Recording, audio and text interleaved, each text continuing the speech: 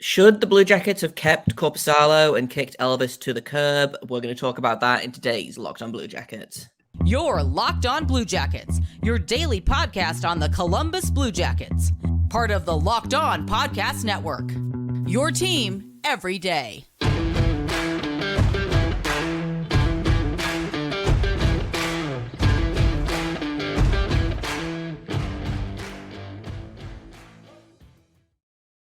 Hello and welcome to Locked On Blue Jackets, part of the Locked On Podcast Network, your team every day. I am, as always, your host, Jay Foster.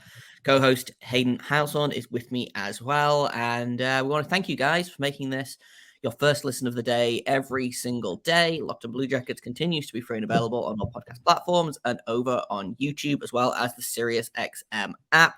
I also want to let you know that today's episode is brought to you by Birddogs. Go to birddogs.com/lockedonnhl or enter promo code LockedOnNHL, and you're going to get a free white tech hat with any order. You're not going to take your Birddogs off, we promise. So, today, we are continuing our goalie season reviews. We are almost done with season reviews. It's August 23rd. It's fine. We're doing our best here. Today, we're talking all about Joonas Korpisalo, who was a Blue Jacket for, I think he was like the second longest tenured Blue Jacket before he was traded. Went to the Kings, played very well for them, struggled a little bit in the playoffs, which makes sense. But the fact that he was so good this season makes me wonder just how bad the injury was, because I believe he got shut down at the end of last season with a hip injury. He had surgery near the end of the season or sometime in the off season, was out until I think they came to Tampere in October, November, whenever it was this season. And after that, he was really good for the Blue Jackets in a way that not many goalies were for the Blue Jackets this season. He had a .913 save percentage and was 11-11-3, which doesn't sound great, I'll grant you, but for the Blue Jackets is phenomenal. Let's be honest. So let's just start off with that. How do you think he was this season? Well, I mean, 11-11-3, that's 500. That's better than any of the other two goaltenders that the Blue Jackets tried to wheel out to start at times between Merzlikins and Tarasov. I feel like between Merzlikins, Tarasov, and Korpisalo was the best of those three.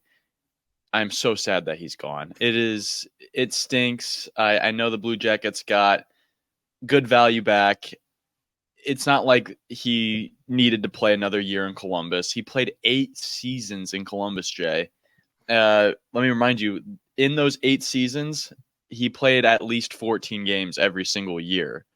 At least 14 games. So this dude has been in the lineup for the Blue Jackets consistently for 8 straight seasons. I'm going to miss him a whole lot. I felt like Ottawa got a really great deal for him. I feel like, and I'm really happy for Korpisalo. I don't think the Blue Jackets were going to give him that much money. It's kind of the same situation as Bobrovsky, really, but on a much smaller scale. And I'm kind of questioning whether the Jackets should have tried to give him the money or not. Like, if he was interested in staying, should the Blue Jackets have tried to get him to stay? Because I really love Korpisalo. I think he's really good. And I'm perfectly okay with 11-11-3 record for this year, because the rest of the team was worse than that. Like, it was bad. Yeah, and like a .913 save percentage on this Blue Jackets team is very good. He had a .921 and was 7-3-1 when he went to LA, which I wasn't surprised by that. He felt like a different goalie this season. He was a backup for a long time behind Bobrovsky, paid his dues, was the kind of de facto starter in the 2019-2020 season. Played 37 games, got hurt basically immediately after he was named to the All-Star game, I believe. He got hurt, and then from then, it seems like he hasn't really been the same. He was phenomenal in the playoffs, He had a 941 save percentage and a 1.9 goals against average in 9 playoff games, which might be the best that any Blue Jackets goalie has ever done. But since then, he hasn't really been the same. And then this season, he came in, took some time off from having surgery, missed the start of the season, and was really, really good for a really bad team. It's tough to say because I do believe in Elvis. I also wonder if they should have given Korpisalo some money, because they gave Korpisalo, I believe, 2 one-year extensions, back-to-back years. Elvis got, I believe, actually, I'm going to correct myself on that. I believe both Korpisalo and Merzlikins got 1-year extensions after the playoff, after the bubble series. And then after that, I believe Elvis got the 5-year extension and Korpisalo got the 1-year extension.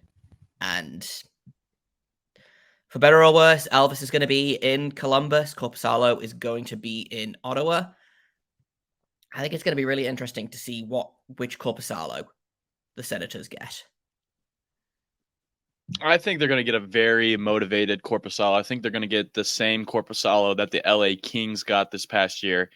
And granted, the LA Kings got beat in the second round of the playoffs to the Oilers, round. I want to say.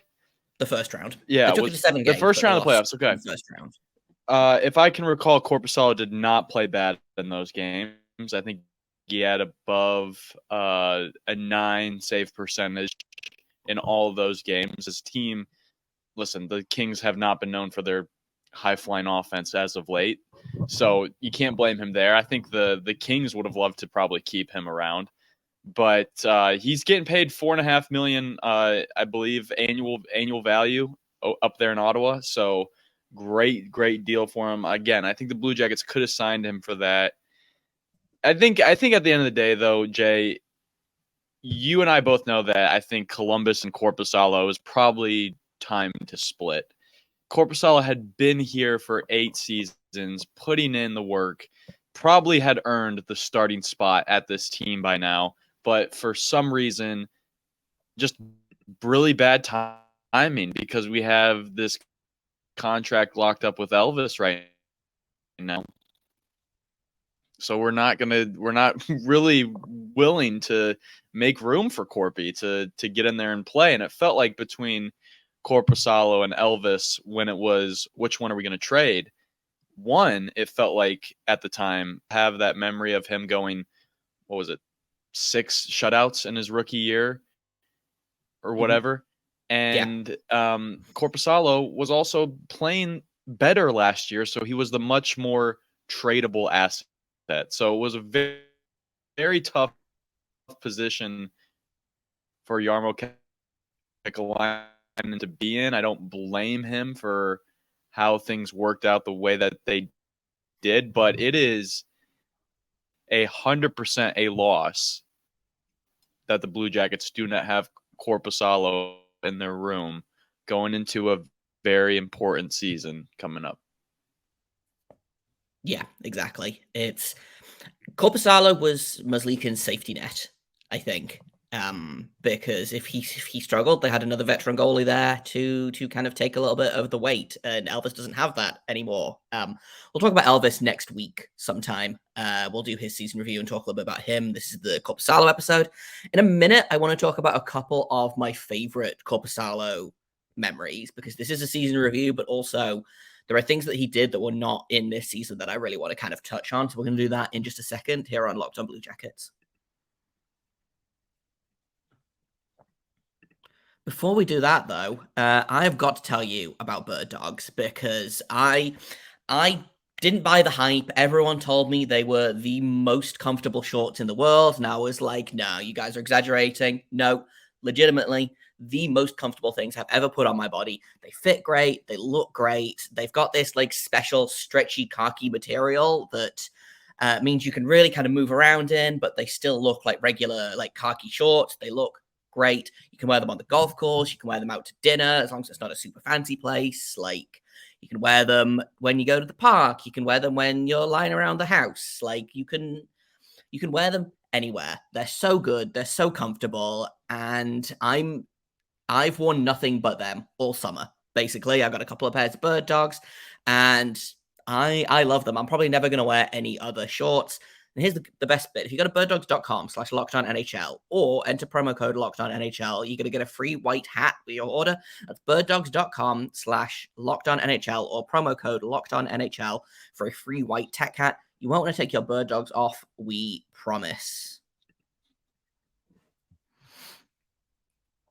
Okay, let's get into some Korpisalo memories, because there's a couple I want to touch on here. First of all, the Calder Cup in 2015-16, he went 6-2 and had a 296 goals against average. Now, he only had an 898 save percentage, so that tells me that the team was not allowing a ton of shots, which is great, but Korpisalo, the first Calder Cup for the Blue Jackets franchise, for the Lake Erie Monsters, as they were at the time. I think that deserves some note. And then I also want to give him a shout out for his performance in the first official playoff game of his career. He played, I believe, 3 of 5 against the Maple Leafs in that weird almost playoff, not quite playoff series. His first official playoff start was game 1 against the Tampa Bay Lightning, which went, I believe, to 6 overtimes. Joonas Korpisalo made 85 saves. The Blue Jackets lost, I believe, either 3-2 or 2-1. I can't remember exactly. But Korpisalo, I believe, still holds the NHL record for most saves in a game ever. And I just think that should be celebrated. I did just try to double check that. I think it may be a playoff game, because right before this episode, I tried to look it up. Some goalie back in the 30s for the Red Wings had 92 saves. Yeah. Right. But I think Korpisalo, again, I'm scrambling trying to find the answer, but I'm almost certain that he has the most saves in a playoff game, in an NHL playoff game, which is still awesome. Okay, and it is a modern NHL, so like in the cap era. He made 85 saves in a 3-2-5 overtime loss. What is the cap era? When did that start? I'm completely negligent to when the cap era started. I believe the cap era started in 2003, I want to say.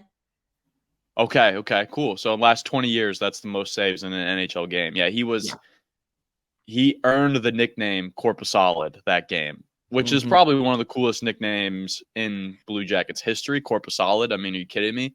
And that's what he was. I always liked Magicorp.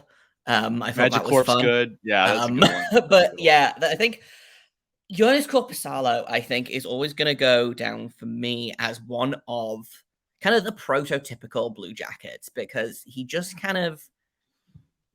he waited a long time for his shot, and then he didn't do as much with it as he could have done, but he did way more than I thought he was going to. I'm not going to lie, I did not have a ton of faith in Korpisalo to be the starting goalie when Bobrovsky left. He didn't have great stats as a backup. He is, like I talked about I believe I mentioned this in the Tarasov episode, Korpisalo was a goalie that plays better the more he plays. Looking at the Senators situation, I'm going to go ahead and assume that Joonas Korpisalo is probably going to be playing upwards of 60 games this season, which is great if he's, if he can stay healthy, if he's playing well. That's great news for the Senators. He might bump that if they get the Joonas Korpisalo that we had and the Kings had this season. That probably makes Ottawa into a bubble playoff team. Ooh. I don't know if that's a hot take or not, but I don't know. I mean, I don't know if it's a hot take. I need to look at their squad and remind myself who they got, other than just the goaltender position. They did have a big signing. Oh, Tarasenko, Vladimir Tarasenko. That was huge for him. My favorite Korpisalo memory, definitely the playoff game. I mean, come on. That was amazing. Even though they lost, that's probably still one of the more, which is surprising. that is one of my favorite memories. There was one time I had the chance to be down in the locker room in the media scrum asking him a question. He was the last player in there talking to all of us. I asked him some dumb question about if he was mad when he slammed his stick on the ice after a goal. Like, obviously, buddy, I was mad. And he was still so nice to me.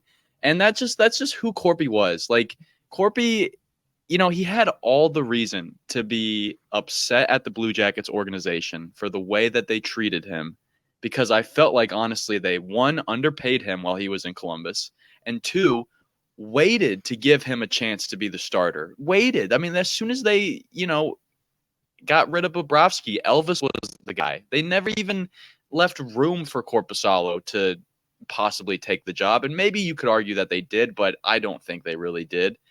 And yet he still stuck it out for 8 seasons, had a winning record as a starter in Columbus, and he left Columbus making a lot of money in Ottawa now. So I'm really happy for him. I mean, I'm just think nothing but great memories of what he did in Columbus. And every time I hear the name Korpisalo, I just hear Greg Murray announcing it for some reason. The in-arena announcer, because I don't know, just his name is so awesome. Korpisalo is just it's such a good name. Fun name. It's a solid name. Yeah, it's a great name. I love him though. Yeah, it's going to be interesting to see him coming back from, or when he's in town with Ottawa. I look forward to him shutting the Blue Jackets out. That seems to be what happens when former Blue Jackets come back to Nationwide. But yeah, genuinely, all the best to Korpisalo. I hope he does succeed in Ottawa. If they get a goalie, then it's going to be a really fun team to watch. I think he deserves the chance to be a full-time starter for a team. And hopefully he manages to keep up what he started this season, because I do genuinely think that he was struggling through an injury for at least the season before the last one, and because he looked different when he came back this season. So who knows? In a minute, we're going to hand out a grade for Korpisalo. There's no point in giving him homework because he doesn't go here anymore, but we'll hand out a grade anyway. I'm going to go ahead and assume it's going to be the best goalie grade that we probably hand out in this little goalie review that we're doing, but that's coming up in a second on Locked on Blue Jackets.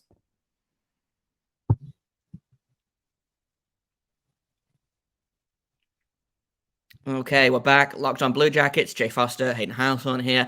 And we've got to give out a grade.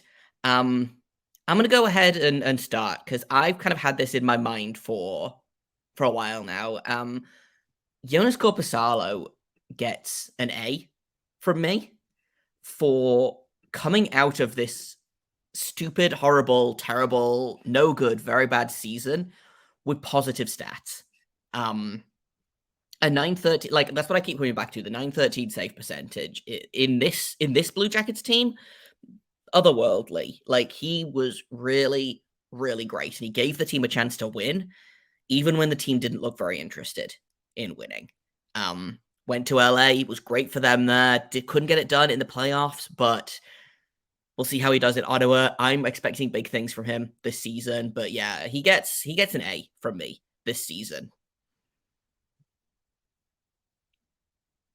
By the way, that game that you can watch him shut out the Blue Jackets in Nationwide is December 1st, is when the Senators are coming to Columbus. So book that on your calendars. I know Korpisalo is going to get a huge, huge standing ovation for when they do his welcome home video. That'll be really exciting and emotional, I'm sure. Just to see the changes he went through. I mean, he looking at old pictures of him, it's such a young looking face. He was a baby. And now he looks like, I don't know, he looks like a blonde Erik Karlsson now, and it's awesome in his own right. I'm sure, Senators fans would love to have an Erik Karlsson again, but at goalie, if that's a thing. I'm going to go a whole letter grade below you did, just because I don't know if I can justify giving any goaltender on the Jackets an A this year, just because I didn't feel like anybody really took the job and ran with it. But again, he played good. He played the best out of all of them, and he carried that momentum on another team. And I don't think that team regrets it. I mean, they probably wish they would have won a Stanley Cup or gotten further past the first round, but I don't think he played bad in those games.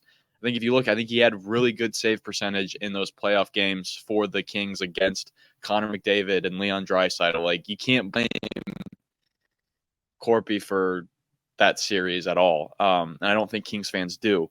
But that being said, again, I just can't justify giving him an A for just, I think he could have done a lot better in Columbus, but he still was the best goalie that the Blue Jackets had this year.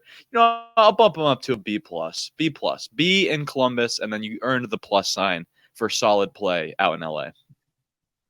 That's fair. Well, it averages out to an A-, so we'll give him that, I think. That's going to do it for us today here on Locked On Blue Jackets. Tomorrow, we're going to be doing... Oh, I'm really excited about this. We're going to be picking some of the biggest what-ifs in franchise history. So what would have happened if someone didn't leave, or if they picked up someone on a trade, or if they drafted this player or this player, or, so I think that's going to be really fun to look at maybe how this franchise could have looked if, they hadn't been absolutely terrible for the first 15 years of their existence. But that's coming up tomorrow. Thank you for listening today. Thank you for making us your first listen every day. Locked On Blue Jackets is free and available on all podcast platforms. We're over on YouTube. You can find us on Sirius XM if you're a radio person. And I've been Jay Foster. You can find me on Twitter at _Jacob Foster, JAKOBFORSTER. You can find Hayden over at HaydenH971. You can find the show at LO_Blue Jackets. You can email us if you want to. We're at lockedonbluejackets@gmail.com. Thank you once again for listening. And until tomorrow, make sure you stay locked on.